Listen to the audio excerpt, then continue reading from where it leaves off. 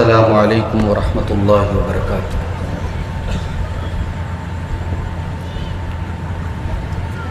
अल्हम्दुलिल्लाह नहमदुहू व नस्तईनुहु व नस्तगफिरुहु व नऊज़ु बिल्लाहि मिन शुरूरि अनफुसिना व मिन सय्यिआति अअमालिना। मन यहदिहिल्लाहु फला मुदिल्ल लहु व मन युद्लिल फला हादिय लहु।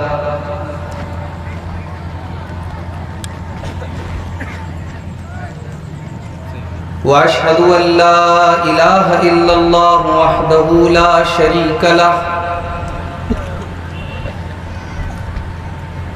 व अशहदु अन्न मुहम्मदन अब्दुहु व रसूलुहु।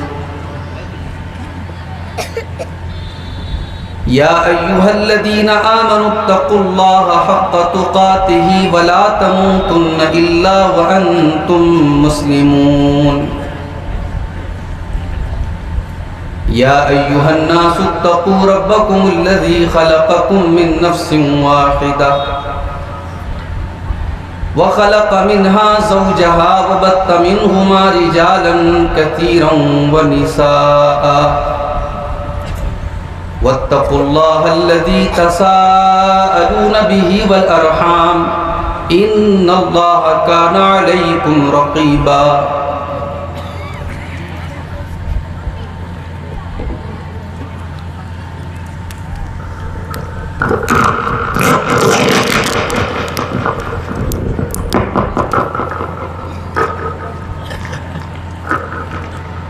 चलिए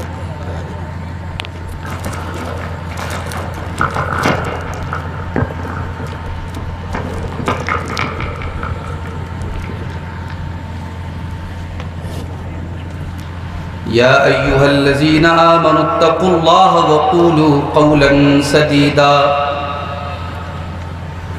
युस्लिह लकुम अअमालकुम व यग़फ़िर लकुम ज़ुनूबकुम व मन युतिइल्लाह व रसूलहु फ़क़द फ़ाज़ फ़ौज़न अज़ीमा। अम्मा बअदु फ़इन्न ख़ैरल हदीथि किताबुल्लाह व ख़ैरल हदी हदी मुहम्मदिन सल्लल्लाहु अलैहि वसल्लम व शर्रल उमूरि मुहदसातुहा व कुल्ल मुहदसतिन बिदअह व कुल्ल बिदअतिन ज़लालह व कुल्ल ज़लालतिन फिन्नार। अऊज़ु बिल्लाहि मिनश शैतानिर रजीम। बिस्मिल्लाहिर रहमानिर रहीम। व मिन आयातिही अन खलक़ लकुम मिन अनफुसिकुम अज़वाजन लितस्कुनू इलैहा व जअल बैनकुम मवद्दतन व रहमह इन्न फ़ी ज़ालिका लआयातिन लिक़ौमिन यतफ़क्करून। मुअज़्ज़ज़ उलमाए किराम, मुहतरम बुजुर्गों, नौजवान साथियों, पर्दा नशीन माँ और बहनों, प्यारे बच्चों,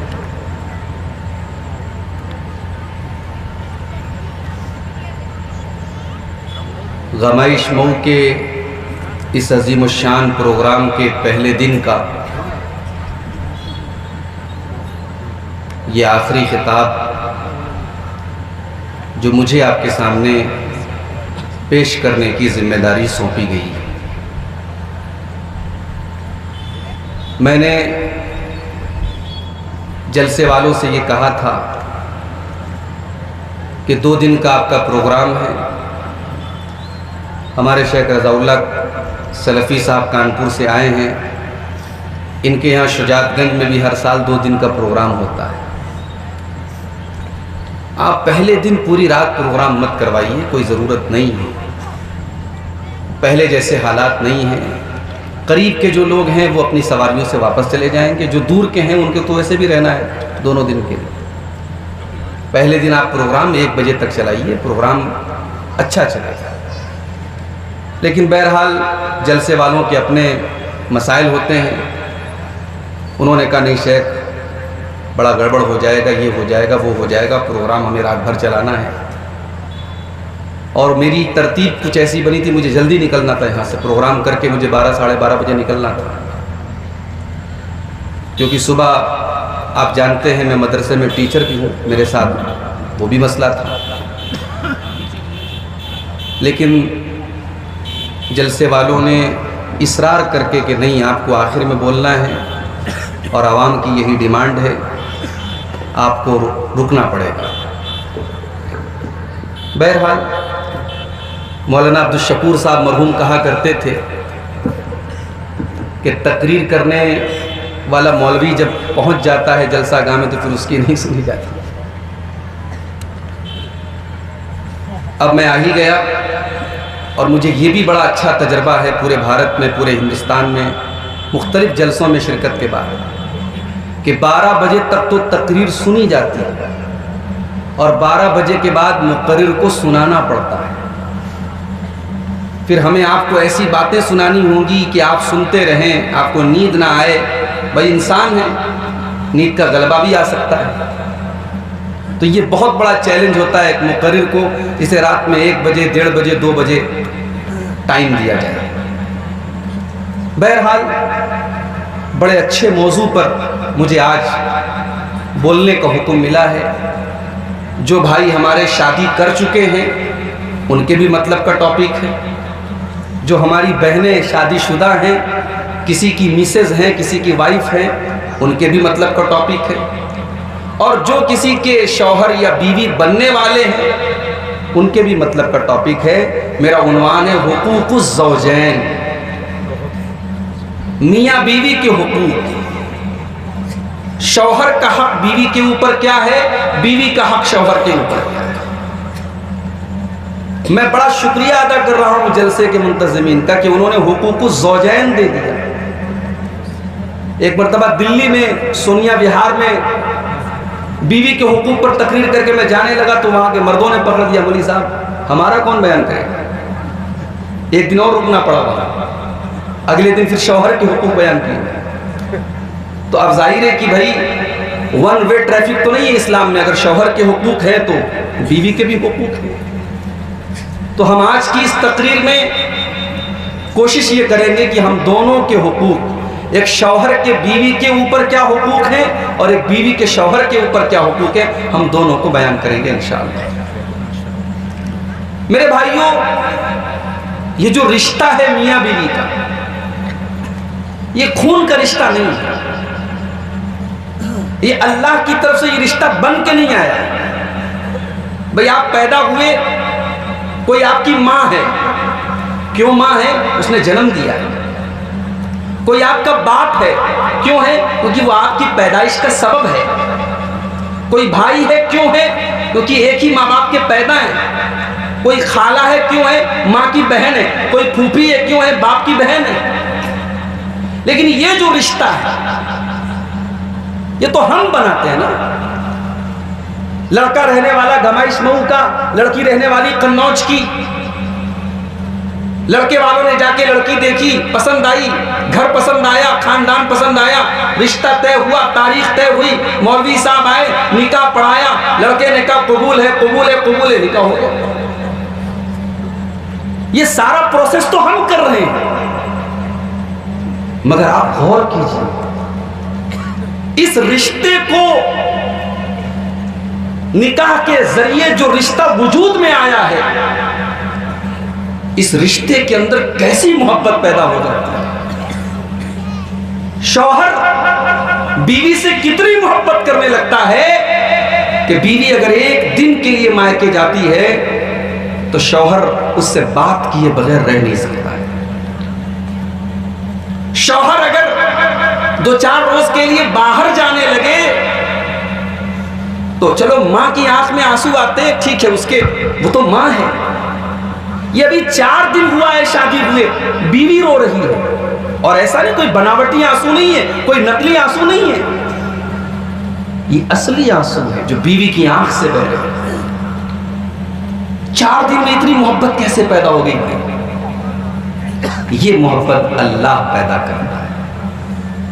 ये जो निकाह के जरिए जो मियां बीवी के बीच में मोहब्बत पैदा होती है, ये कोई सोशल मीडिया के जरिए पैदा नहीं हुई है, ये कोई व्हाट्सएप की चैटिंग से और फेसबुक की चैटिंग से पैदा नहीं हुई है। ये मोहब्बत अल्लाह ने पैदा की। कुरान करीम की सूरह रूम की आयत नंबर 21 में अल्लाह ताला ने इस रिश्ते की खुसूसियत का जिक्र किया कि रिश्ता कितना प्यारा रिश्ता है। वमिन आयातिही अन खलक़ लकुम मिन अनफुसिकुम अज़वाजन लितस्कुनू इलैहा। मेरे बंदो, अल्लाह ताला की बहुत बड़ी निशानियों में से एक निशानी ये भी है, उसने तुम्हारी बीवियों को तुम्हारे लिए पैदा किया है, उसने तुम्हारे जोड़े बनाए हैं, उसने मर्द के लिए औरत को बनाया, औरत को मर्द के लिए बनाया, लितस्कुनू इलैहा, ताकि मर्दों को उनकी बीवियों के जरिए सुकून हासिल हो। शौहर अपने काम धंधे से, कारोबार से, परेशानियों से थका हारा जब घर आता है, अपनी बीवी का मुस्कुराता हुआ चेहरा देख करके उसकी थकावट दूर हो जाती है, उसके दिमाग की टेंशन दूर हो जाती है, उसका डिप्रेशन दूर हो जाता है, उसके दिल को जो सुकून मिलता है मेरे प्यारे भाइयों, वो गर्लफ्रेंड के जरिए बॉयफ्रेंड को कभी नहीं मिल सकता। होटल के कमरों में होने वाली रंग रलियों के जरिए वो सुकून कभी जिंदगी में हासिल नहीं हो सकता जो निकाह के पवित्र बंधन के जरिए हासिल होता है। अल्लाह फरमा रहा है लितस्कुनू इलैहा, ताकि तुम अपनी बीवियों के जरिए सुकून हासिल करो।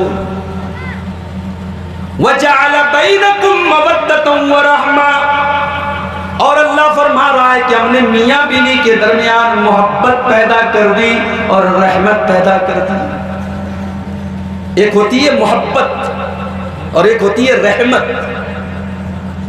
मोहब्बत होती है जवान जोड़े में, बीवी भी जवान, शौहर भी जवान, बीवी के अंदर भी अट्रैक्शन, शौहर के अंदर भी अट्रैक्शन, यहां मोहब्बत हो रही है। लेकिन शौहर 70 साल का हो चुका है, उसके जिस्म के अंदर कोई ताकत और कुव्वत बाकी नहीं है, बीवी के सारे बाल सफेद हो चुके हैं, गाल के ऊपर झुर्रियां आ चुकी हैं, बीवी भी बूढ़ी हो चुकी है, शौहर भी बूढ़ा हो चुका है। अब अगर हकीकत में देखा जाए तो जिस्मानी एतबार से कोई अट्रैक्शन नहीं है, कोई आकर्षण नहीं है, कोई कशिश उनके अंदर नहीं है। फिर भी एक दिन के लिए वो बूढ़ा शौहर अपनी बीवी से दूर चला जाए तो बीवी कुछ बूढ़े शौहर के बगैर करार नहीं है। उस बुढ़ापे के आलम में अगर बुढ़िया मर जाए तो बूढ़े की आंखों से आंसू क्यों बह रहे हैं?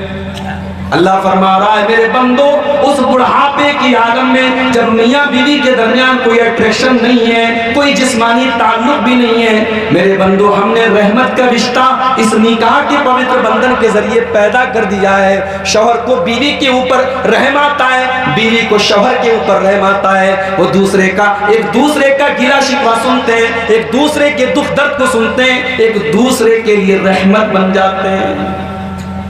ये है निकाह का रिश्ता। कितना कुरान ने कितना हसीन अंदाज में इस रिश्ते को बयान किया है। और आगे बढ़िए, कुरान का दूसरा पारा उठाइए। अल्लाह फरमाता है हुन्ना लिबासुल लकुम व अंतुम लिबासुल लहुन्ना। ऐ औरतों, तुम अपने शौहरों के लिए लिबास हो और ऐ मर्दों, तुम अपनी बीवियों के लिए लिबास हो। क्या मतलब? गर्मी का मौसम आता है, हम कॉटन का कपड़ा पहनते हैं। दिसंबर की सर्दी आ जाती है, हम वूलन कपड़ा पहनने लगते हैं। बारिश के मौसम में निकलते हैं, हम रेन कोट पहन करके बाहर निकलते हैं। मौसम के एतबार से हम कपड़े पहन करके निकलते हैं। हमारा जो कपड़ा होता है वो हमें मौसम के नुकसानात से बचाता है, वो मौसम की बुरी हवाओं से हमें बचाता है, वो लिबास हमें मुख्तलिफ किस्म के खतरों से बचाता है। अल्लाह फरमा रहा है हुन्ना लिबासुल लकुम व अंतुम लिबासुल लहुन्ना। शौहर बीवी के लिए लिबास है, बीवी शौहर के लिए लिबास है। जमाने भर में बेहयाई का सैलाब आया हुआ है, बदकारी का सैलाब आया हुआ है। शौहर के सामने जब वो स्टेशन के ऊपर से गुजरता है, एयरपोर्ट से गुजरता है, सड़कों पर से गुजरता है, न जाने कितनी बेहया और बेशरम लड़कियां उसके सामने से गुजरती हैं। उसके जज्बात को भड़काने वाले कपड़े पहन पहन करके घूमती हैं। लेकिन जब शौहर अपने घर में आता है, उसकी बीवी मोहब्बत के साथ उसके साथ पेश आती है, उसको सुकून पहुंचाती है, उन जमाने के सारे फितरों को वो भूल जाता है। उसकी बीवी उसको जमाने के फितरों से बचाती है, जिस तरीके से लिबास आपको सर्दी से, गर्मी से और बारिश से बचाता है। लिबास का एक काम और भी है। लिबास अगर ना हो हमारे बदन पे, हम नंगे हो जाएंगे। कोई इंसान अगर मार्केट में खड़ा होकर नंगा घूमे, लोग कहेंगे पागल जा रहा है। अक्लमंद इंसान नंगा नहीं घूम सकता। इंसान का लिबास उसे, जब तक उसके बदन पर लिबास है तब तक उसकी इज्जत पर पर्दा पड़ा हुआ है। अगर उसका लिबास उतर जाए, उसके बदन के कपड़े उतर जाए, तो उसकी इज्जत का जनाजा निकल जाएगा। लोग कहेंगे ये पागल हो चुका है। ओ लोगों, अल्लाह फरमा रहा है कि बीवी शौहर के लिए लिबास है और शौहर बीवी के लिए लिबास है, यानी दोनों एक दूसरे के ऐब के ऊपर पर्दा डालते हैं। शौहर के अंदर भी बहुत सारी कमियां होती हैं, जमाने वाले नहीं जानते लेकिन बीवी जानती है। लेकिन बीवी अपने शौहर की इज्जत पर हमेशा पर्दा डालती है और शौहर अपनी बीवी की इज्जत पर हमेशा पर्दा डालता है। जिस तरीके से लिबास हमारे जिस्म के ऊपर पर्दा डालता है। लिबास का तीसरा काम, लिबास हमें ज़ेबो ज़ीनत देता है। शेरवानी जिसके ऊपर अच्छी लगती है वो शेरवानी पहनता है। कुर्ता पायजामा जिसके ऊपर अच्छा लगता है वो कुर्ता पायजामा पहनता है। पैंट और टी शर्ट जिसके ऊपर अच्छी लगती है वो पैंट और टी शर्ट पहनता है। हर इंसान वो लिबास पहनता है जो उसके ऊपर अच्छा लगता है। अल्लाह ने फरमाया हुन्ना लिबासुल लकुम व अंतुम लिबासुल लहुन्ना। ऐ मर्दो, तुम अपनी बीवियों के लिए लिबास हो, यानी तुम अपनी बीवियों के जरिए तुम्हारी जिंदगी में खूबसूरती आती है। और औरतों, तुम्हारे शौहर तुम्हारे लिए लिबास है। जब तक तुम्हारे शौहर तुम्हारी जिंदगी में, तुम्हारी जिंदगी के अंदर कलर है, रंग है, जब शौहर ही चला जाए तो औरत की जिंदगी बेरंग हो जाती है, बेरंग हो जाती है। हमारे यहाँ किसी औरत का शौहर मर जाए तो बहुत सारे लोग उस बेवा औरत की शादी के बारे में नहीं सोचते। लोग क्या बोलते हैं, अरे औरत है, बच्चे के सहारे गुजार ले। बहुत बड़ा झूठ है ये, बहुत बड़ा झूठ है ये, बहुत बड़ी मक्कारी है ये। उस औरत के साथ, उसके मुस्तकबिल के साथ खिलवाड़ है मेरे भाइयों। वो औरत बच्चे के साथ गुजारती नहीं है, हम उसको गुजारने पर मजबूर करते हैं। औरत बेवा हो जाए बेचारी तो शौहर के साथ साथ उसकी जवानी, उसकी ख्वाहिशात को भी दफन कर दिया जाता है और कहा जाता है ये तो औरत है, बच्चे के सहारे गुजारती है। कुरान कह रहा है नहीं, शौहर बीवी के लिए लिबास है, बीवी शौहर के लिए लिबास है। दोनों एक दूसरे के बगैर रहें, ये इस्लाम में तसव्वुर ही नहीं है। 50 साल का भी आदमी अगर बीवी मर गई उसकी शादी कराओ, और औरत अगर इस लायक है कि वो शौहर के हुकूक अदा कर सकती है, 40 साल की, 45 साल की है और वो बेवा हो गई या मुतल्लका है, उसकी शादी कराओ, और ताकि उसकी जिंदगी में रंग आए, क्योंकि बगैर शौहर के और बगैर बीवी के एक दूसरे की जिंदगी में रंग नहीं है मेरे। और जानते हो, निकाह जब होता है ना तो दुल्हा जो होता है लड़का, वो कहता है, काजी साहब पूछते हैं कि आपका निकाह मैंने फलाना बिन्त फलां के साथ किया, आपने कबूल किया? तो कहता है हाँ मौलवी साहब मैंने कबूल किया, हाँ मैंने कबूल किया।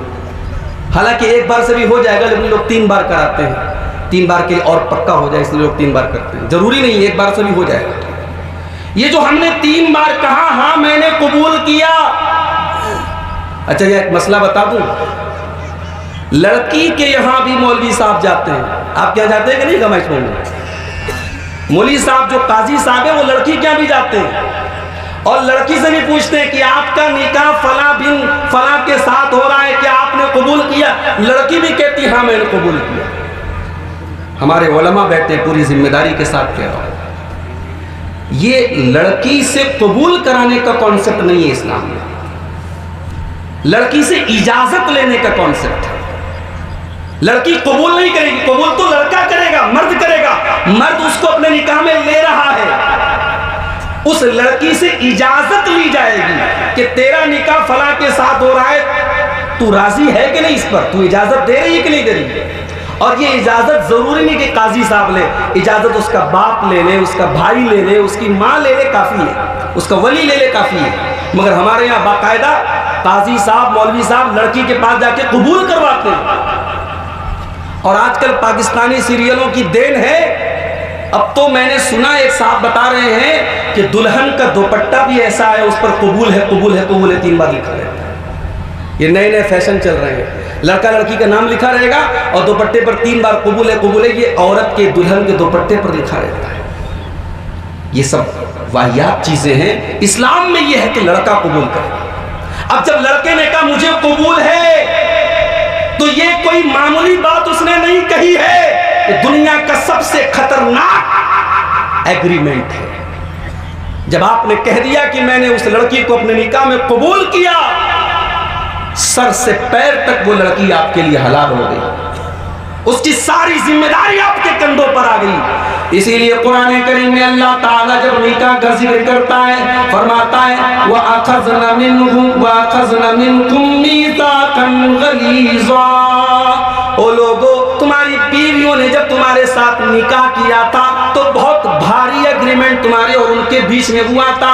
जब तुमने अपने काजी से, अपने मौलवी से कह दिया मैंने निकाह को कबूल कर लिया, तो तुमने बहुत भारी एग्रीमेंट को स्वीकार किया है। ये कोई छोटा मोटा एग्रीमेंट नहीं है, ये बहुत बड़ा मीसाक है, बहुत बड़ा एग्रीमेंट है, ये बहुत बड़ा मुआहदा है। इसको हल्के में मत लेना, कुरान कह रहा है ये बहुत बड़ा एग्रीमेंट है।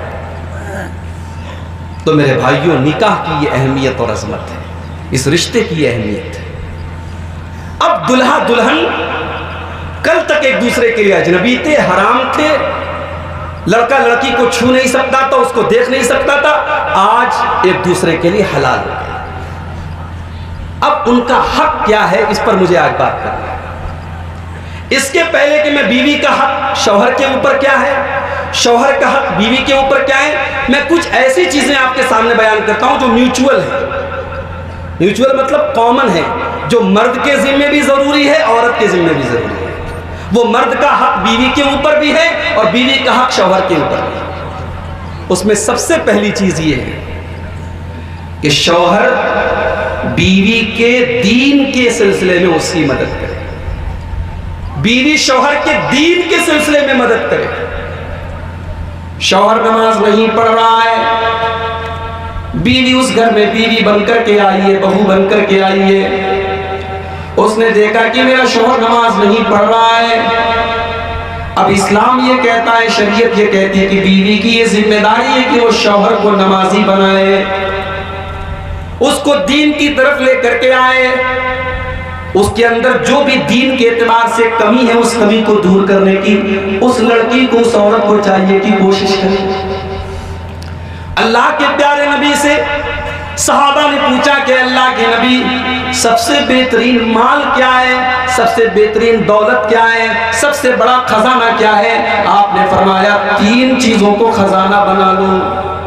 3 चीजें दुनिया का सबसे बड़ा खजाना है। आपने फरमाया लियत्तखिज़ अहदुकुम क़ल्बन शाकिरा व लिसानन ज़ाकिरा व ज़ौजतन मुमिनतन तुईनुहु अला अम्रिल आखिरा।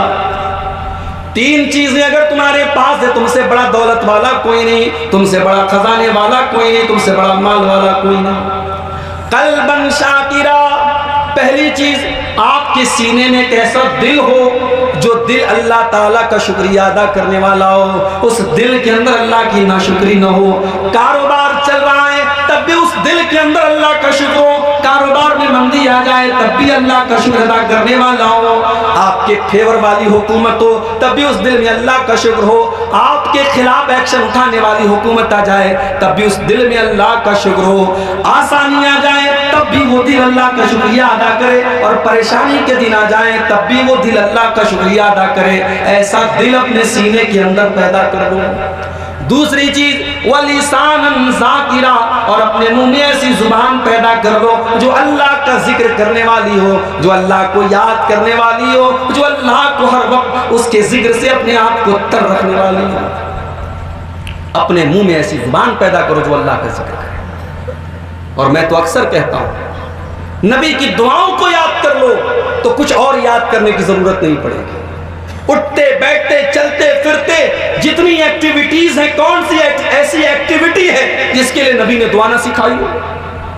मजलिस में आप आकर के बैठे हैं, यहां बैठने की दुआ भी आपको सिखाई गई है। मजलिस खत्म होने वाली है, उसकी भी दुआ आपको सिखाई गई है। लैट्रीन में बाथरूम में जा रहे, वहां की दुआ भी आपको सिखाई गई है। सवारी भरा बैठ रहे, वहां की भी दुआ आपको सिखाई गई है। यहाँ तक कि शौहर अपनी बीवी से मुलाकात करने के लिए जा रहा है, मिलने के लिए जा रहा है, अपनी जिस्मानी ख्वाहिश पूरी करने के लिए जा रहा है, इस्लाम ने वहां उस मौके के लिए भी दुआ सिखाई है। उन दुआओं को आप याद कर लो मेरे भाई, तो इस पर आप अमल आसानी से कर सकते हो।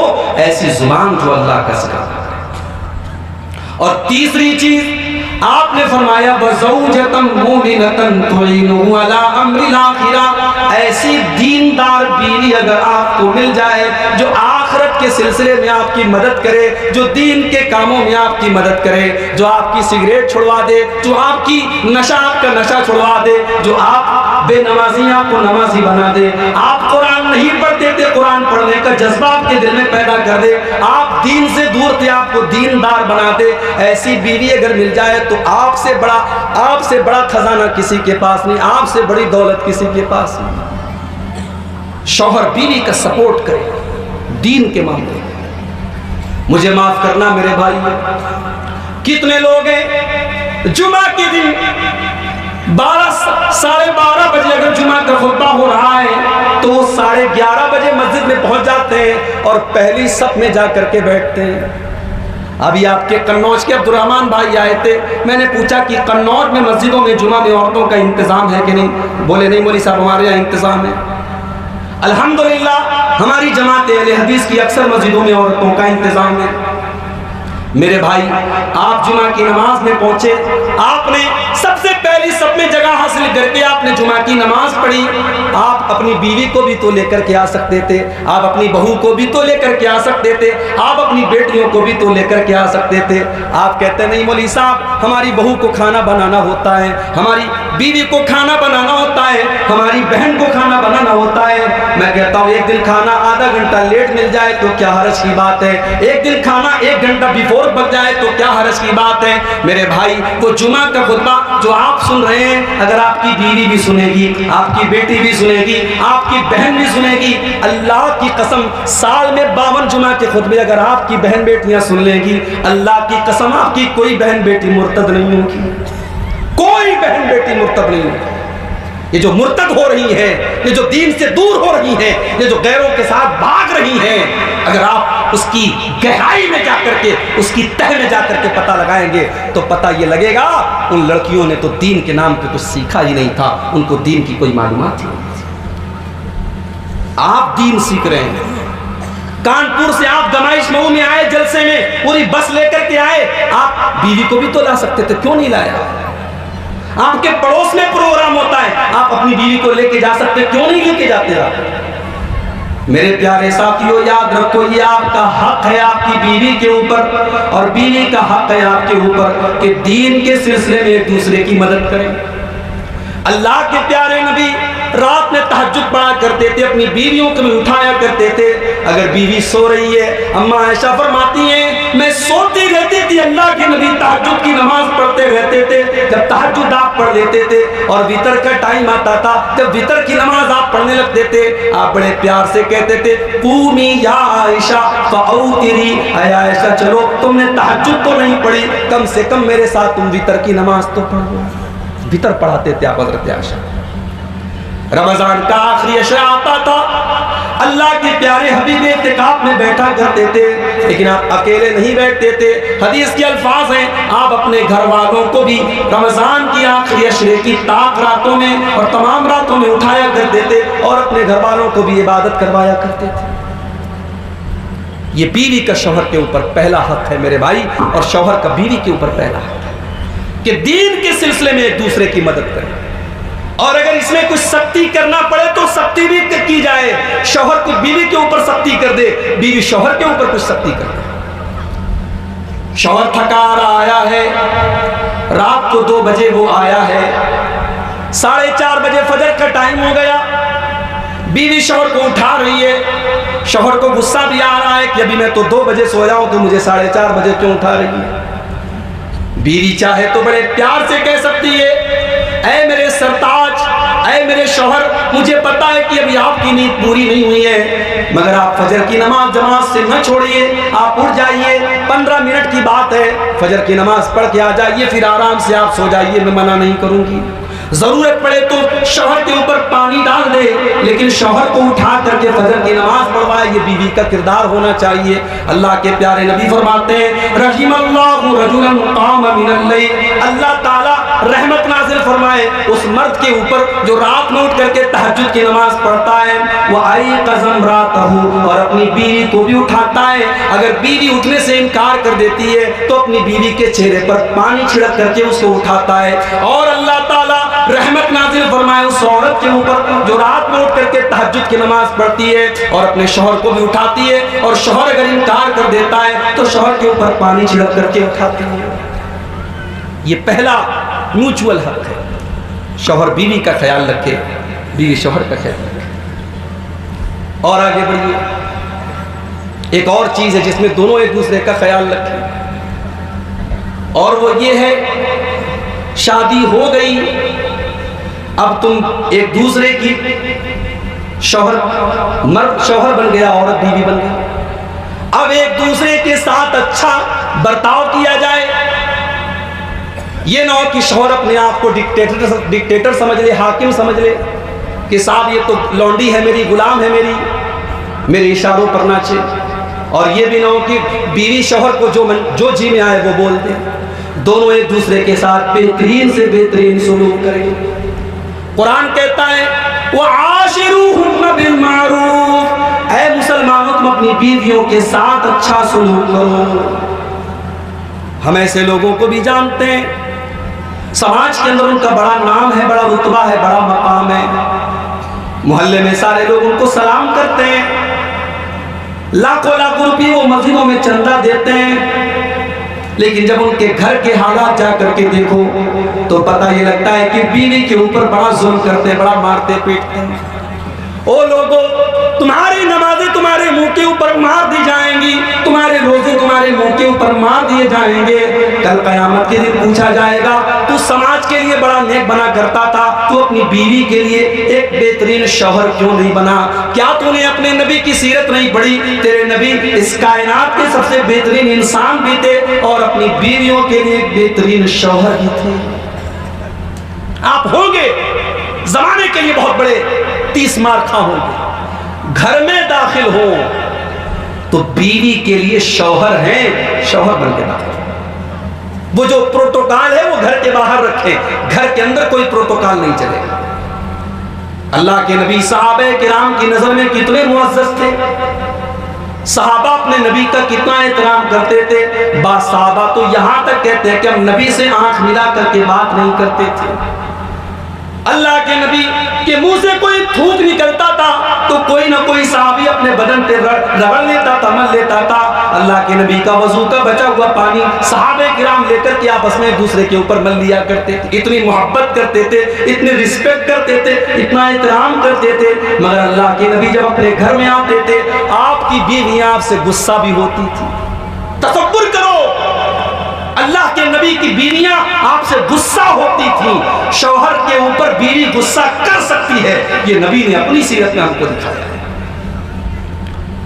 आप वो हदीस देखिए, सही बुखारी और सही मुस्लिम के अंदर वो हदीस आपको मिल जाएगी।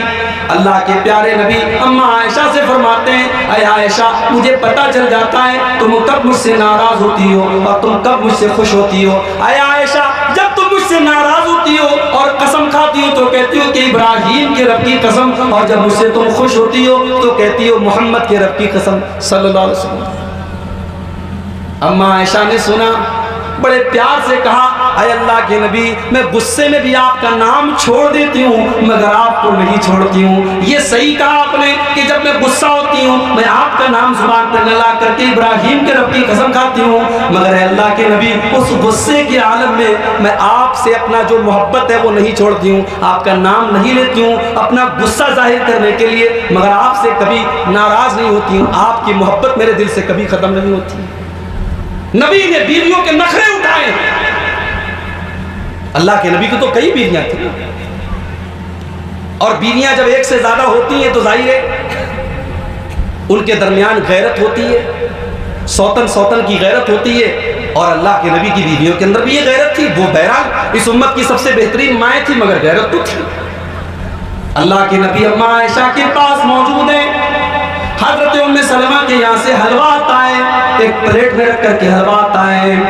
हदीस के अल्फाज हैं, अल्लाह के नबी अभी अपने हाथ में हलवा की प्लेट लेते भी नहीं है, अम्मा आयशा उस प्लेट को लेकर के जमीन पे मार देती हैं, उस प्लेट को लेकर के जमीन पे फेंक देती हैं और प्लेट के 2 टुकड़े हो जाते हैं। अल्लाह के नबी अगर चाहते तो गुस्सा जाहिर करते, नाराजगी जाहिर करते, अम्मा आयशा को डांटते फटकारते, मगर आपने बड़े प्यार से फरमाया, हो लोगो तुम्हारी माँ को गुस्सा आ गया, तुम्हारी माँ आयशा को गुस्सा आ गया। उसके बाद आपने हजरत आयशा के किचन से दूसरी प्लेट, सही सालिम प्लेट मंगा करके आपने उम्मे सलमा के घर में वो प्लेट भिजवा दी ताकि इंसाफ हो जाए। बेहतरीन शौहर का किरदार अदा किया है जनाब मोहम्मद रसूलुल्लाह सल्लल्लाहु अलैहि वसल्लम। मेरी प्यारी माँ बहनों, आपसे भी कहता हूँ, शादी हो गई तो एक बेहतरीन बीवी का किरदार भी आपको अदा करना है। शौहर अगर कुछ कम कमाता है, उसकी कमाई कुछ कम है, हो सकता है कि आपके मायके के जैसी सहूलतें आपके ससुराल में न मिल पाए, हो सकता है कि आप एसी में रहने वाले हो, आपके शौहर की कमाई एसी के लायक ना हो, कूलर में आपको रखता है, हो सकता है आपके घर में जितने बड़े बड़े कमरे थे उतने बड़े बड़े कमरे आपको ससुराल में नसीब ना हो सकता है आपका बाप आपको साल में 12-12 जोड़ी कपड़े पहनाया करता था और शौहर की कमाई 2-3 जोड़ों से ज्यादा की नहीं है। लेकिन मेरी प्यारी माँ बहनों, ये बात याद रखो, जब आप निकाह में आ गई तो शौहर की कि अच्छे दिनों में भी आप उसकी जीवन साथी हैं, उसकी परेशानी में भी आप उसकी जीवन साथी हैं। शौहर अगर कम कमा रहा है तब भी आप उसकी बीवी हैं, और शौहर ज्यादा कमा रहा है तब भी आप उसकी बीवी हैं। और अगर आपको इस बात को देखना हो तो जरा अपने नबी की बीवियों की सीरत उठा के देखो।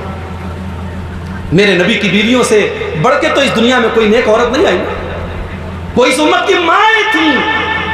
मेरी प्यारी माँ बहनों, उनके घर में कौन सा फर्नीचर था, उनके घर में कौन सा फ्रिज था, उनके घर में कौन सा एसी था, उनके घर में कौन सा कूलर था।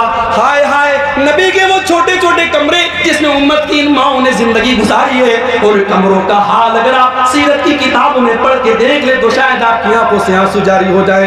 हजरत सईद बिन मुसय्यब फरमाते हैं, जब अब्दुल मलिक बिन मरवान के दौर में उन कमरों को तोड़ा जाने लगा तो सईद बिन मुसय्यब कहते हैं कि ओ लोगों, नबी के इन कमरों को मत तोड़ो, इन कमरों को रहने दो ताकि आने वाली नस्लें देखें कि नबी का कमरा कैसा होता था। वो मिट्टी का फर्श, वो छोटी छोटी छतें, और वो खजूर के छप्पर, और वो खजूर के तने के पिलर, और वो छोटे छोटे कमरे जिनमें इस उम्मत की माओं ने पूरी जिंदगी गुजार दी। मेरे प्यारे साथियों, वो कमरे हमारे मकानों की तरह आलीशान नहीं थे, उनमें मार्बल नहीं बिछे हुए थे, उनमें बेहतरीन रंगों डिजाइन मौजूद नहीं थे, मगर वो बड़ी बरकत वाले कमरे थे। उन्हीं कमरों में जिब्रील आया करते थे, उन्हीं कमरों में कुरान उतरा करता था, उन्हीं कमरों में अल्लाह के प्यारे नबी आराम किया करते थे। और जानते हो कैसे दिन काटे हमारी माओ ने अपने नबी के साथ।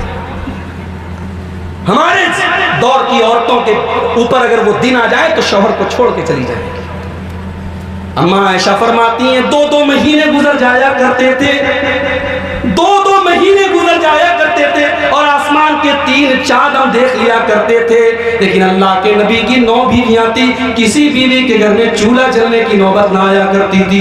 2-2 महीने तक अल्लाह के नबी का पूरा परिवार, आपकी 9 बीवियां, आपकी बेटियां, आपके बच्चे खजूर खा करके और पानी पी करके गुजारा किया करते थे।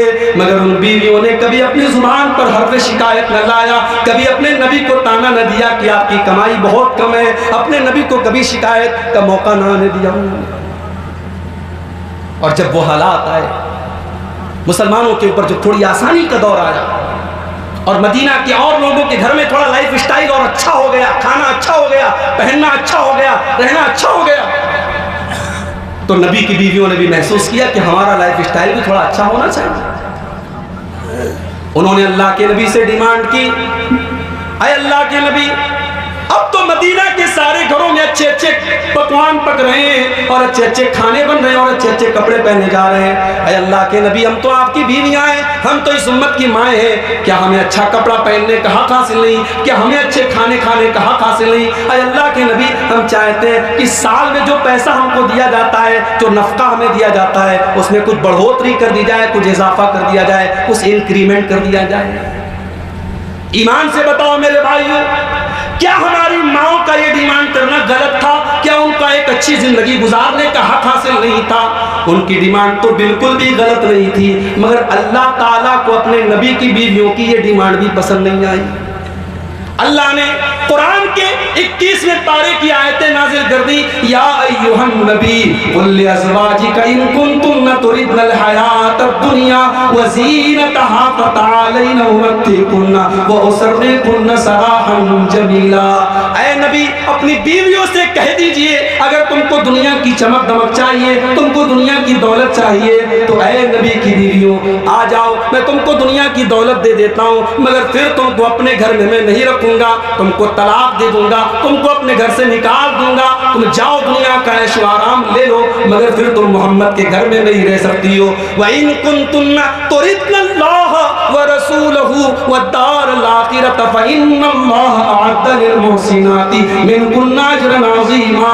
और ऐ नबी की बीवियों, अगर तुम अल्लाह से मोहब्बत करती हो, उसके नबी से प्यार करती हो और आखिरत में अपना घर बनाना चाहती हो, तो ऐ नबी की बीवियों, तुम नेकी का काम करती रहो और नबी के साथ अच्छे बुरे हालात में नबी का साथ देती रहो, अल्लाह तुमको तुम्हारी नेकियों का फल जरूर देगा। ये दो आयतें नाजिल हुई। जब ये दो आयतें नाजिल हुई, बुखारी के अल्फाज हैं, अल्लाह के नबी हजरत आयशा के पास आते हैं, आया आयशा, आया आयशा, तुमसे एक बड़ी जरूरी बात करनी है। आया अल्लाह के नबी, बताइए क्या बात है? आया आयशा, बहुत इंपॉर्टेंट बात है, देखो तुम जल्दीबाजी मत करना, तुम इस फैसले के सिलसिले में कोई जल्दी मत करना, अपने माँ बाप से राय लेने के बाद कोई फैसला करना। अरे अल्लाह के नबी, आखिर बात क्या है, बात तो बताइए।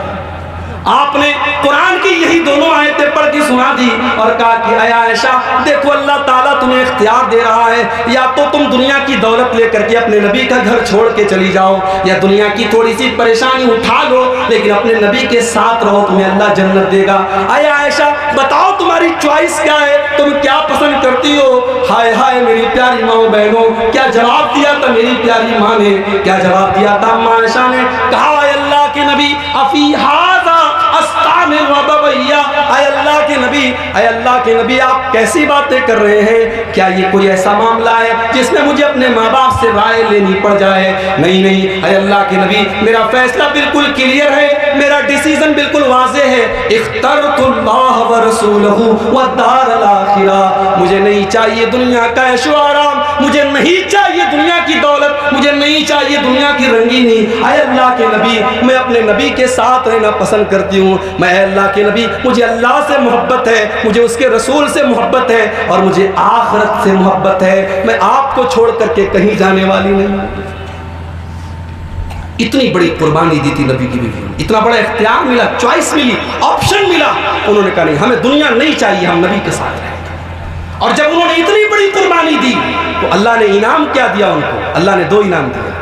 पहला इनाम तो दुनिया वालों को सुना दिया, व अज़वाजुहु उम्महातुहुम, ऐ ईमान वालों, ये नबी की बीवियां, ये तुम्हारी माँ का दर्जा रखती हैं, इनका नाम लेना तो इनको माँ कह करके पुकारना, इनको उम्मुल मोमिनीन कह करके पुकारना। जैसे अपनी माँ को तुम कभी गाली नहीं दे सकते, इनको कभी गाली देना तो बड़ी दूर की बात है, अगर इनको कोई गाली दे तो तुम कभी बर्दाश्त मत करना, ये तुम्हारी माँ का दर्जा रखती हैं। और दूसरा मकाम अल्लाह ने ये दिया कि अपने नबी से कह दिया कि ऐ नबी, अब आपकी बीवियों में से किसी को आप कभी तलाक नहीं दे सकते। अब ये दुनिया में भी आपकी बीवी है और आखिरत में भी आपकी बीवी रहेंगी, ये जन्नत में भी आपकी बीवी रहेंगी। इन्होंने इतनी बड़ी कुर्बानी दी है, उसका सिला ये है कि ये आखिरत में भी आपकी बीवी रहेंगी।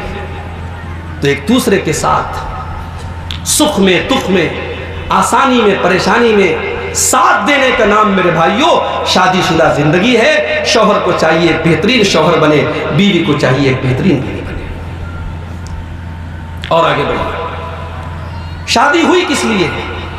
अल्लाह ने शादी का ये निजाम क्यों बनाया? इसलिए बनाया है ताकि एक दूसरे की जो जिनसी ख्वाहिशात हैं, जो सेक्सुअल डिजायर्स हैं, वो सही तरीके से पूरी हो। अब इस्लाम ये भी कहता है कि शौहर अपनी बीवी की जरूरत को पूरी करने में कोई कोताही न करे, बीवी भी अपने शौहर की जरूरत को पूरी करने में कोई कोताही न करे। कुरान का 18वां पारा उठाओ, अल्लाह फरमाता है वल्लज़ीना हुम लिफुरूजिहिम हाफिज़ून। कामयाब वो लोग हैं जो अपनी शर्मगाहों की हिफाजत करते हैं, जो अपनी शर्मगाहों का कभी गलत इस्तेमाल नहीं करते हैं। इल्ला अला अज़वाजिहिम औ मा मलकत ऐमानुहुम, सिवाय अपनी बीवियों के और सिवाय अपनी लौंडियों के। लौंडियों का कॉन्सेप्ट आज के दौर में मौजूद नहीं है, उस पर हम बात नहीं करेंगे। अल्लाह ने कहा कि सिर्फ अपनी शर्मगाहों का इस्तेमाल वो अपनी बीवियों के लिए कर सकते हैं। इससे दो चीजों का रद्द हो गया। एक, हमारे नौजवान आजकल जो एक बहुत बड़ी बुराई में मुब्तला है, जिसको मास्टरबेशन बोलते हैं, या अपने हाथों से हम कह लें कि जिना करना बोलते हैं, हाथों से किया जाने वाला जिना, जो आज इंटरनेट की वजह से आज हमारे नौजवानों में बहुत ज्यादा पॉपुलर हो रहा है, ये हराम है और नाजायज है। और उसकी दलील कुरान की यही आयत है कि ईमान वाले अपनी शर्मगाहों का इस्तेमाल सिर्फ अपनी बीवी के साथ करते हैं। इससे यह भी पता चला कि बीवी आपकी बीवी है तो ये जरूरत उसको आपको पूरी करना है। ये साल साल भर के लिए आप अपनी बीवी को छोड़ करके बिला किसी मजबूरी के, आप बंबई में रहते हैं, आप पूना में रहते हैं, बीवी को साथ में रख सकते हैं। मैं कहता हूं कुछ कम पैसे कमाओ, कुछ कम सहूलतें अपने घर वालों को दो, मगर अपनी बीवी को अपने साथ रखो मेरे भाई। ये शौहर का बीवी से साल साल भर दूर रहना, ये बहुत सारे फितरों की जड़ है और हम समाज में उसको देख सकते हैं। और जब बात आई है तो मुझे एक बात की और इजाजत दीजिए।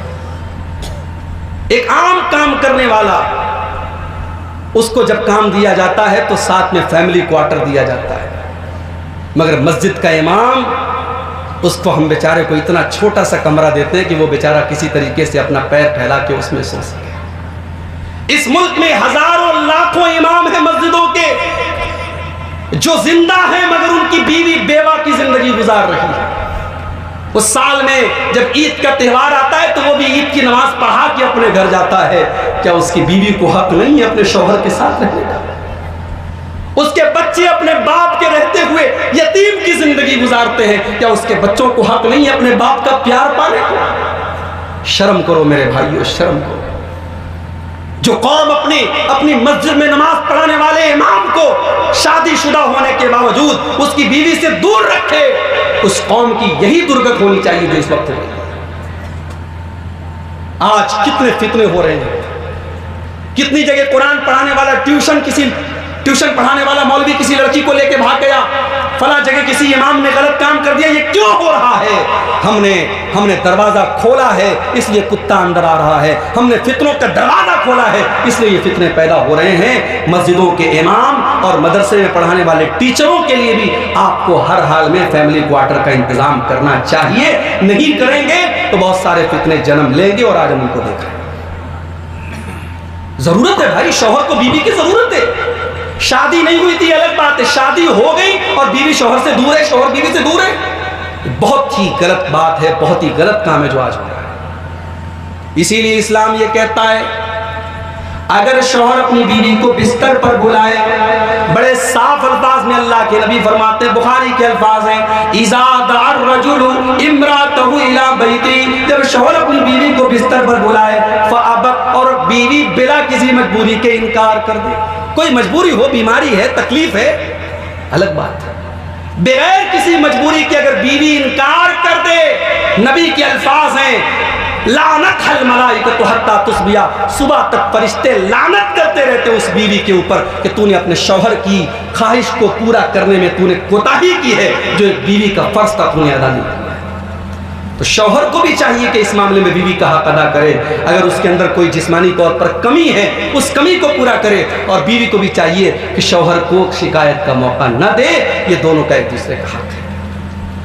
यहां तक कि अगर बीवी पीरियड में है उसके साथ शौहर का रिलेशनशिप बनाना जायज नहीं है, मगर उस हालत में भी अल्लाह के नबी फरमाते हैं इस्नहु कुल्ल शैइन इल्ला निकाह, जमा करना हराम है, बीवी के साथ रिलेशनशिप बनाना हराम है। लेकिन बीवी के साथ, अगर बीवी के साथ शौहर प्यार और मोहब्बत का इजहार करना चाहे, साथ में लेट करके उसके साथ मोहब्बत का इजहार करना चाहे, तो बीवी को इनकार बिल्कुल भी नहीं करना चाहिए। उसको जो नाजायज़ काम है उस कैफियत में उससे मना करना चाहिए। जो जहाँ तक इस्लाम ने जायज़ करार दिया है, बीवी को उसमें कोई रुकावट नहीं बननी चाहिए। ये बड़े साफ अल्फाज में मैं इसलिए कह रहा हूँ क्योंकि इस मामले में हमारे यहाँ समाज में बड़ी कोताहियाँ होती है। बहुत सारे केसेस हमारे सामने आते हैं और बहुत सारे घर टूटते हैं। मेरे भाइयों, एक बेहतरीन बीवी वो है तो इस मामले में अपने शौहर को शिकायत का मौका न दे, और एक बेहतरीन शौहर वो है जो बीवी को इस मामले में शिकायत का मौका न दे। और एक और चीज़ है जो दोनों के दरमियान कॉमन है,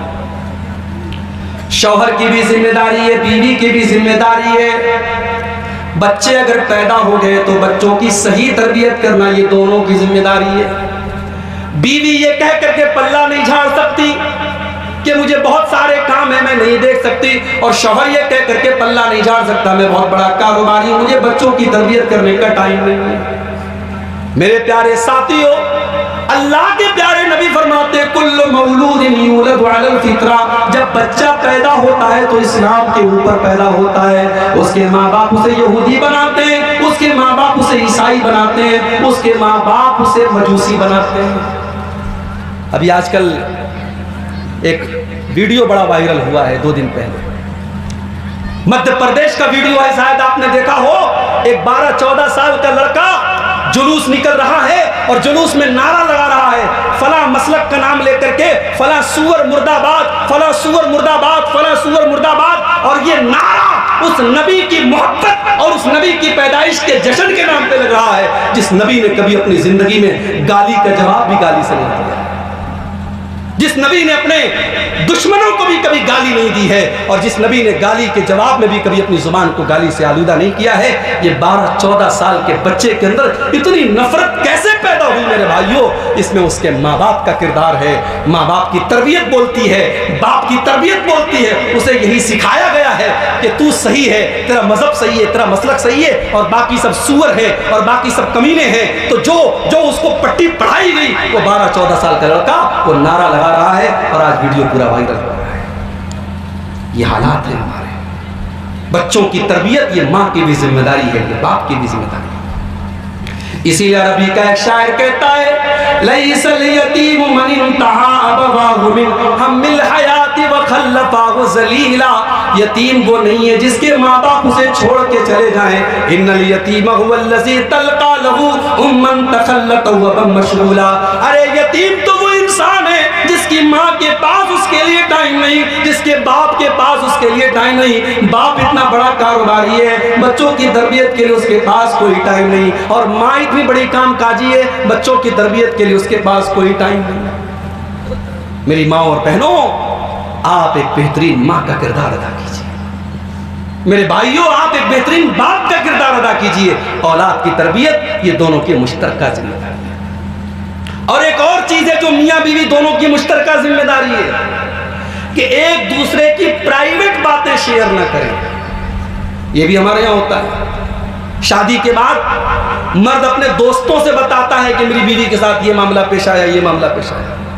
औरत अपनी सहेलियों से बताती है, मेरे साथ ये मामला पेश आया, मेरे साथ ये बहुत बड़ा गुनाह है। मेरे प्यारे साथियों, अल्लाह के प्यारे नबी फरमाते हैं, सही मुस्लिम की रिवायत है कि अल्लाह ताला के यहाँ सबसे बुरा इंसान वो होगा जो अपनी बीवी के साथ सोता है, बीवी उसके साथ सोती है, सुम्मा यनशुरु सिर्रहा, फिर दोनों एक दूसरे के राज को बांटते हैं, लोगों को बताते हैं। अल्लाह के नबी के सामने एक मर्तबा ये बात आई कि साहबा एक दूसरे को इस तरीके की बातें बताते हैं। आपने साहबा से फरमाया, खबरदार खबरदार, ला तफअलू, आइंदा ऐसा काम मत करना, इन्नमा ज़ालिका मसलु शैतान। ऐ मेरे साहबा, ये तो शैतान का काम है। जो किसी शैतान औरत के साथ रास्ते में गलत काम करता है और लोग उसको देख देखते रहते हैं। ये शैतानों का काम है, ये इंसानों का काम नहीं है।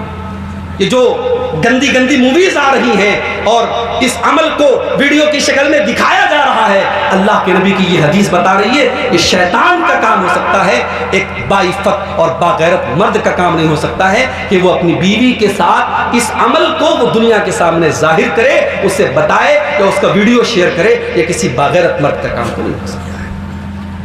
अब हम आते हैं बीवी का हक शौहर के ऊपर क्या है और शौहर का हक बीवी के ऊपर क्या है। पहले हम शौहर का हक बयान कर देते हैं। मेरी माएँ बहनें थोड़ा कान खड़ा कर ले, उनके मतलब की बात बता रहा हूं। शौहर का हक क्या है आपको? शौहर का पहला हक ये है, बड़े गौर से सुनना मेरी प्यारी माँ बहनों, शौहर का पहला हक ये है कि आप उसकी इताअत करें, क्योंकि अल्लाह ताला ने घर का जिम्मेदार मर्द को बनाया है। अर्रिजालु कव्वामून अलन निसा, मर्द औरतों के ऊपर जिम्मेदार है। बिमा फज़्ज़लल्लाहु बाज़हुम अला बाज़िन व बिमा अनफ़क़ू मिन अमवालिहिम, इसलिए कि मर्द ज्यादा ताकतवर है और मर्द को अल्लाह ताला ने कमाने की और खर्च करने की जिम्मेदारी दी है। औरत को कमाना नहीं है। जरूरत पड़े मुश्किल हालात में औरत कोई जॉब वगैरह कर ले, अलग बात है। औरत का काम कमाना नहीं है मेरे भाई। औरत का काम जॉब करना नहीं है। औरत का काम घर गृहस्थी संभालना है, कमा के लाना ये मर्द का काम है। और मर्द को अल्लाह ताला ने फितरी तौर पर औरत से ज्यादा ताकतवर बनाया है, इसलिए घर का जिम्मेदार मर्द है। अब जब जिम्मेदार मर्द है तो वो स्कूल कभी चल ही नहीं सकता है जहां का टीचर अपने प्रिंसिपल की बात ना माने। वो स्टेट कभी चल ही नहीं सकता है जहां के मंत्री चीफ मिनिस्टर की बात न माने। वो देश कभी चल ही नहीं सकता है जहां की कैबिनेट प्राइम मिनिस्टर की बात न माने। घर का प्राइम मिनिस्टर और घर की कैबिनेट का चीफ आपका शौहर है। शौहर की इताअत करना आपकी जिम्मेदारी है। और बड़े वाज़ेह लफ्जों में मैं कह रहा हूं मेरी माँ और बहनों, हर जलसे में तकरीर सुनने चली जाओ, हर जुमा के खुतबे में शामिल हो जाओ, रात रात भर नमाज पढ़ो। अगर शौहर की नाफरमान हो और शौहर की इताअत नहीं करती हो तो जन्नत की उम्मीद रखना छोड़ दो मेरी माँ। अल्लाह के नबी फरमाते हैं मैंने जहन्नम में मर्दों से ज्यादा औरतों को देखा है। एक औरत खड़ी हो गई, अरे अल्लाह के नबी ऐसा क्यों है? आपने जन्नत में और जहन्नम में मर्दों से ज्यादा औरतों को क्यों देखा है? आपने फरमाया तुक्सिरन लान व तकफुरन आशीर, तुम बहुत ज्यादा लान तान करती हो, तुम्हारी जुबान पर कंट्रोल तुम्हें बहुत कम है। व तकफुरन आशीर, और तुम अपने शौहरों की नाशुक्री करती हो और अपने शौहरों की नाफरमानी करती हो। शौहर की इताअत करो, शौहर की बात मानो। औरत के लिए जंग के मैदान में जाकर के जान देने का हुक्म नहीं है, उसे जिहाद का हुक्म नहीं दिया गया। उसके लिए जन्नत में जाने के लिए सिर्फ 4 काम कर ले औरत जन्नती है। अल्लाह के नबी फरमाते हैं इज़ा सल्लतिल मरअतु खम्सा व सामत शारहा व अतात ज़ौजहा व आसनत फरजहा दखलत मिन अब्वाबिल जन्नति शार। औरत अगर 5 टाइम की नमाज की पाबंद है, रमजान का रोजा पाबंदी से रखती है, शौहर की इताअत करती है और अपनी शर्मगाह की हिफाजत करती है, ऐसी औरत जन्नत के जिस गेट से चाहे, जिस दरवाजे से चाहे जा सकती है जन्नत में। जन्नती है वो औरत जो शौहर की इताअत करती है। यहां तक कि शौहर की इजाजत के बगैर बीवी नफिल रोजा नहीं रख सकती। रमजान का रोजा अलग बात है, वो फर्ज है। नफिल रोजा आपको रखना है, सोमवार के दिन का रोजा, जुमेरात के दिन का रोजा, आशूरा का रोजा, अरफा का रोजा, जो भी नफिल रोजा अल्लाह के नबी से साबित है, अगर औरत को रखना है तो शौहर का एग्री होना जरूरी है। क्योंकि जाहिर है अगर वो रोजा रहेगी तो उस पीरियड में मर्द अब उससे मिल नहीं सकता है। मर्द को एक हक से वो महरूम कर रही है, उस हक से महरूम अगर कर रही है तो मर्द की इजाजत होना जरूरी है। अल्लाह के नबी फरमाते हैं ला यहिल्लु लिइम्रातिन, औरत के लिए जायज नहीं है कि वो अंतसूमा, कि वो रोजा रखे, व ज़ौजुहा शाहिद, और शौहर घर में नहीं है, शौहर बाहर है, अलग बात है। शौहर अगर घर में है तो शौहर की इजाजत के बगैर वो नफिल रोजा भी नहीं रख सकता। तो ये पहली चीज है इताअत करना। दूसरी चीज है खिदमत करना, शौहर की खिदमत करना, शौहर के कपड़े का ख्याल रखना, शौहर की जरूरतों का ख्याल रखना, ये बीवी की जिम्मेदारी है। एक मौलवी साहब के पास एक औरत आई, उसने कहा मौलवी साहब ये बताइए कि सास ससुर की खिदमत करना ये क्या मेरे जिम्मे फर्ज है? अगर फर्ज है तो आप कुरान की आयत हमको लिख के दीजिए और नबी की हदीस का हवाला दीजिए, जिससे पता चले कि सास ससुर की खिदमत करना मेरे ऊपर फर्ज है। मौलवी साहब भी बहुत होशियार थे, उन्होंने कहा बिल्कुल सही कह रही है मोहतरमा, ना आपके सास की खिदमत आपकी जिम्मे फ़र्ज़ है, ना ससुर की खिदमत आपके ऊपर फ़र्ज़ है, और ना इसकी कोई दलील आपकी कोई मौजूद है। लेकिन एक बात मेरी और भी सुन लीजिए। कहा क्या बात है? कहा कि आपका शौहर हर महीने जो आपको शॉपिंग मॉल में ले जाके हज़ारों रुपए की शॉपिंग कराता है, ये भी आपके शौहर के ऊपर फ़र्ज़ नहीं। वो रोज़ाना तरह तरह की आपको बेहतरीन चीज़ें खिला रहा है, होटल से ला के आपको खिला रहा है, आपको घूमने फिरने लेके जा रहा है, ये तमाम चीज़ें फ़र्ज नहीं है, न कुरान की किसी आयत से साबित है, न किसी हदीस से साबित है। जिंदगी कानून के डंडे से नहीं चलती मेरी माँ बहनों, कि बहू अपना एक दायरा बना ले कि यहां से मेरा काम है, यहां से मेरा काम नहीं है।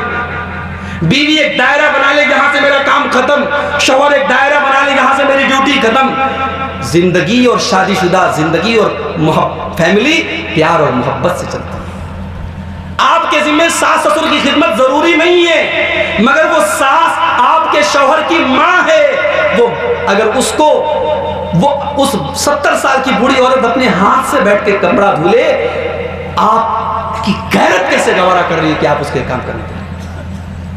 वो 70 साल का बूढ़ा अपने हाथ से अपना बिस्तर बिछा रहा है, आपकी गैरत कैसे गवारा कर रही है? आपका दिल कितना पत्थर का हो गया, आपका खून कितना सफेद हो गया।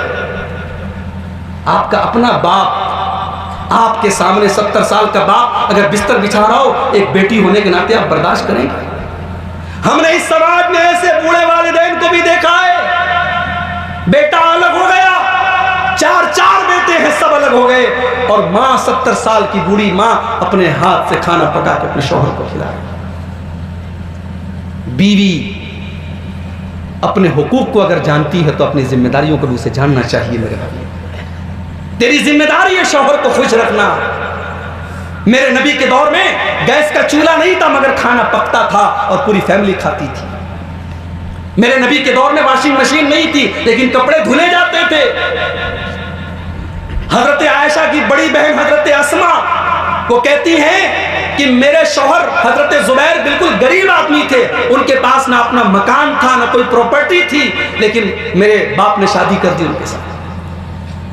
शादी हो गई, अब मेरे शौहर का खजूर का बाग मेरे घर से 3 फरसक था। अभी मैंने गूगल पे सर्च किया कि 1 फरसक कितना होता है। 1 फरसक is equal to 4.5 kilometre, 4.5 kilometre के बराबर तकरीबन 1 फरसक होता है। 3 फरसक यानी तकरीबन 13-14 किलोमीटर हजरत आयशा की बड़ी बहन, हमारे नबी की बड़ी साली, डेली अपने घर से जाती थी और खजूर के बाग में जाकर के खजूरों की गुठलियों को चुनती थी और ला करके हजरत जुबैर के घोड़े को, अपने शौहर के घोड़े को खिलाती थी। सारे काम करती थी। हजरत फातिमा नबी की सबसे लाडली बेटी, शादी हजरत अली के साथ। कोई पैसे वाले बड़े मालदार हजरत अली नहीं थे, गरीब थे, फाइनेंशियली कमजोर थे, मगर उस घर में हजरत फातिमा ने कभी शिकायत नहीं की। अपने हाथों से चक्की चलाती, सारे काम करती, हसन और हुसैन की परवरिश भी करती, लेकिन कभी ये नहीं कहती कि मुझे शिकायत है, कभी अपने जबान पर शिकायत का हर्फ नहीं लाई। शौहर की खिदमत करना ये भी आपकी जिम्मेदारी है। तीसरी जिम्मेदारी बीवी की क्या है? शौहर के घर से बगैर इजाजत न निकले।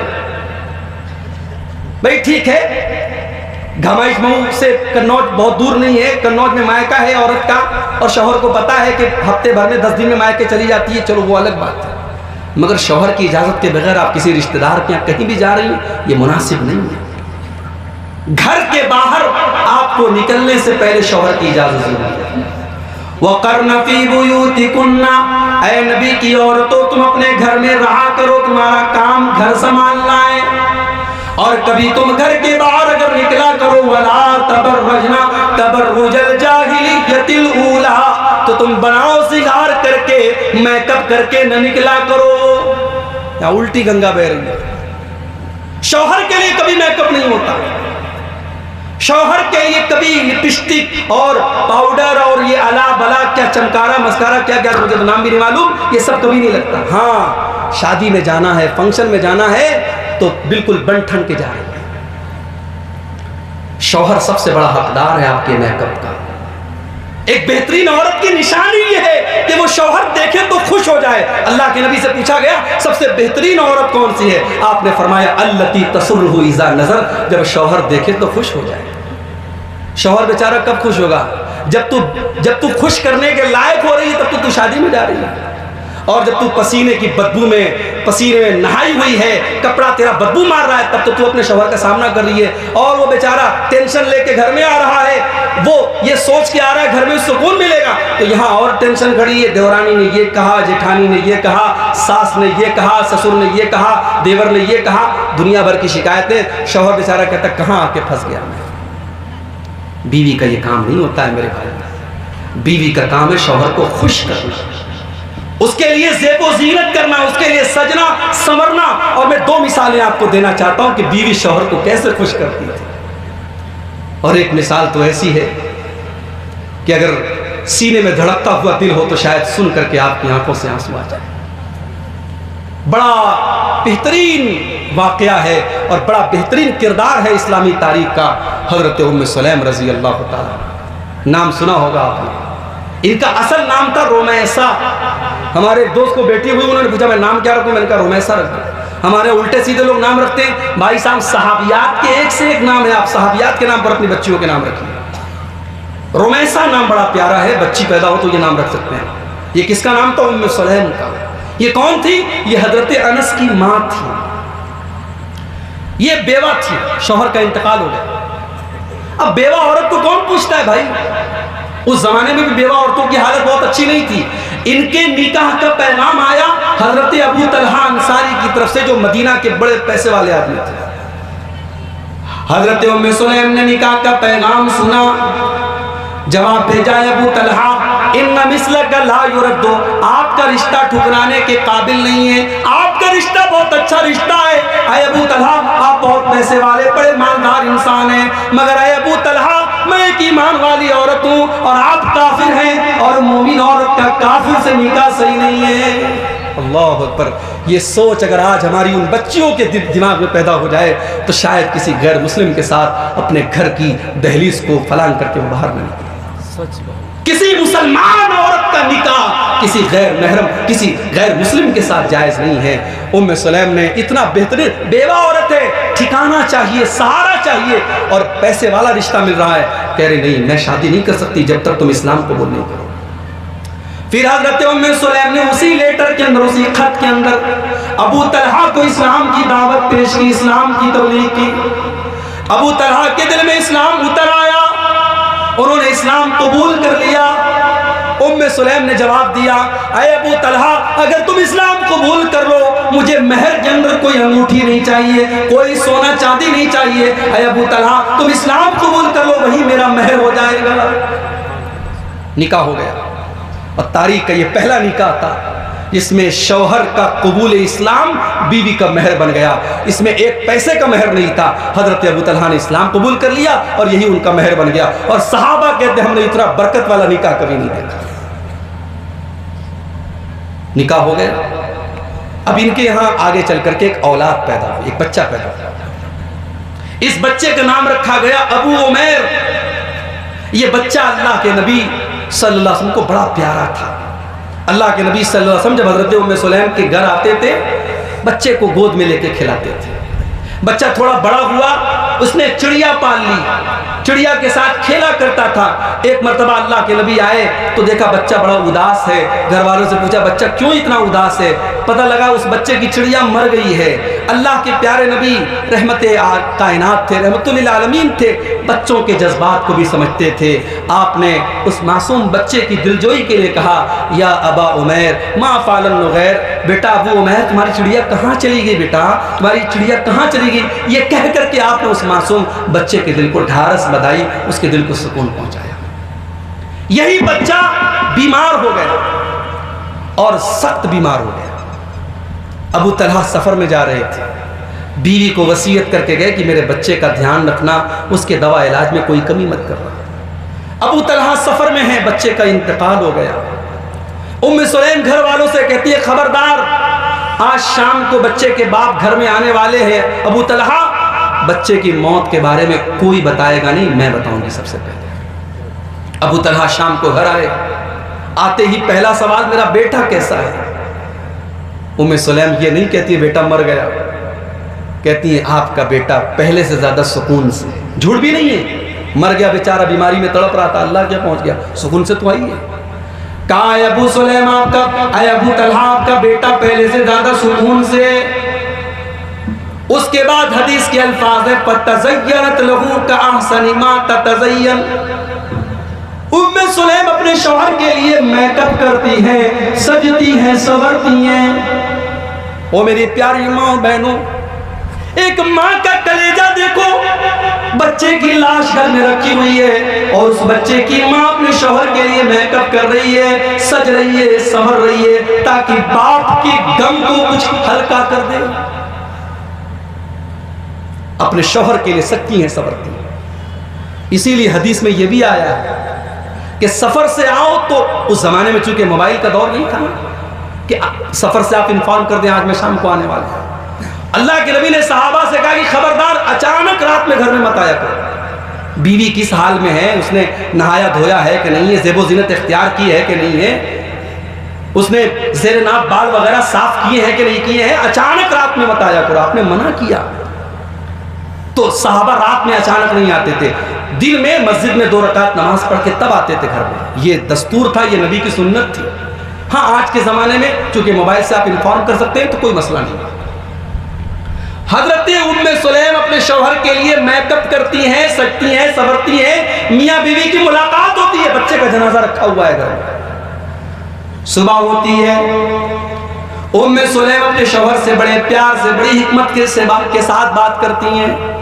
आए अबू तलहा, अगर हमने कोई सामान किसी से उधार लिया है, किसी से आरियत के तौर पे लिया है, अमानत के तौर पे लिया है, और वो सामान का जो मालिक है वो सामान वापस मांग रहा है, ऐ अबू तलहा वो सामान हमें दे देना चाहिए या बुरा मानना चाहिए, नाराज होना चाहिए? कहा है ऐ मेरी बीवी, जब सामान के मालिक हम नहीं हैं, सामान का मालिक कोई और है, तो सामान तो दे देना चाहिए, यही दस्तूर है। कहा है मेरे शौहर, आपका बेटा भी अल्लाह की अमानत था, अल्लाह ने आपके बच्चे को उठा लिया है, आपका बच्चा इंतकाल कर चुका है, कल से उसकी लाश घर में रखी है, जाइए उसके कफन दफन का इंतजाम कीजिए। अल्लाह, अबू तलहा तो हक्का बक्का रह गए। उन्होंने कहा मेरा बच्चा घर में मरा पड़ा था और मैं अपनी बीवी से मुलाकात कर रहा था। उन्हें इतना गुस्सा आया, वो अल्लाह के नबी के पास आए और अल्लाह के नबी को पूरा मामला बताया। कहा है अल्लाह के नबी, मेरी बीवी ने ऐसा ऐसा किया है। अल्लाह के नबी ने हजरत उम्मे सुलैम के इस अमल पर शाबाशी दी। आपने कहा वाकई उन्होंने बहुत अच्छा काम किया, अल्लाह खुश हुआ उनके काम से, और अल्लाह इस बच्चे का नेमल बदल तुमको देगा। ये सब्र किया है जो उम्मे सुलैम ने, ये सब्र बेकार नहीं जाएगा। और अल्लाह ने इस सब्र का ऐसा बदला दिया, आगे चल करके एक और बच्चा पैदा हुआ उम्मे सुलैम के घर में, जिसका नाम अब्दुल्ला था, और वो इतना बरकत वाला था कि जब वो बड़ा हुआ, उसकी शादी हुई, उसके 9 बेटे हुए, सब के सब कुरान के हाफिज और कारी और आलिम पैदा हुए। मेरे भाइयों, बीवी का काम शौहर को खुश करना होता है, उम्मे सुलैम ने करके दिखाया। और अपने नबी की जिंदगी का वो वाकया याद करो जब अल्लाह के नबी के ऊपर कुरान की पहली वही नाजिल हुई, कुरान की पहली वही नाजिल हुई और अल्लाह के नबी के कंधे पर नबूवत की जिम्मेदारी डाली गई, और आप घबराए घबराए घर आए और आपने कहा खदीजा मुझे जल्दी से कंबल उड़ा दो। गर्मी का मौसम था लेकिन आप कांप रहे थे। हजरत खदीजा जल्दी से कंबल लाई, आपको उड़ाया, पूछा सरताज क्या बात है, शौहर क्या बात है, क्यों आप इतने घबराए हैं? आपने पूरा वाकया सुनाया और सुना करके आपने कहा लक़द खशीत वाला नफ्सी, ऐ खदीजा मुझे डर है कहीं मेरी जान न चली जाए। मेरी प्यारी माँ बहनों, बीवी का किरदार देखो क्या होना चाहिए।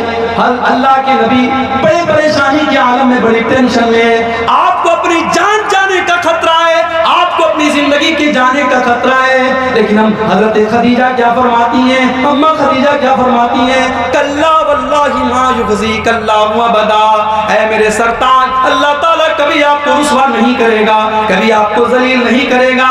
इन्नका लतज़िलुर रहीम व तुक्सिबुल मादूम व तुक़रिज़ ज़ईम, ऐ मेरे सरताज, आप तो गरीबों के मावा है, आप तो यतीमों के मलजा है, आप तो बेसहारों के सहारा है, अल्लाह कभी आपको रुसवा नहीं करेगा। अगर अल्लाह ने ये जिम्मेदारी आपके कंधे पर डाली है तो अल्लाह जरूर इस जिम्मेदारी को पूरी कराएगा।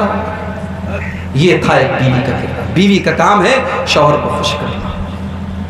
और एक और काम है बीवी का, शौहर के घर में शौहर की इजाजत के बगैर किसी को एंट्री न देना। अगर मना कर दे शौहर की फलां को घर में दाखिल नहीं करना है तो नहीं करना है। अल्लाह के नबी ने हज्जतुल वदा के खुतबे में फरमाया कि ये शौहर का हक है बीवी के ऊपर, ये शौहर का हक है कि बीवी घर में किसी ऐसे इंसान को आने न दे इसकी परमिशन शौहर न दे। और शौहर का पांचवा हक ये है मेरे भाइयों कि अगर शौहर का इंतकाल हो गया तो बीवी 4 महीना 10 दिन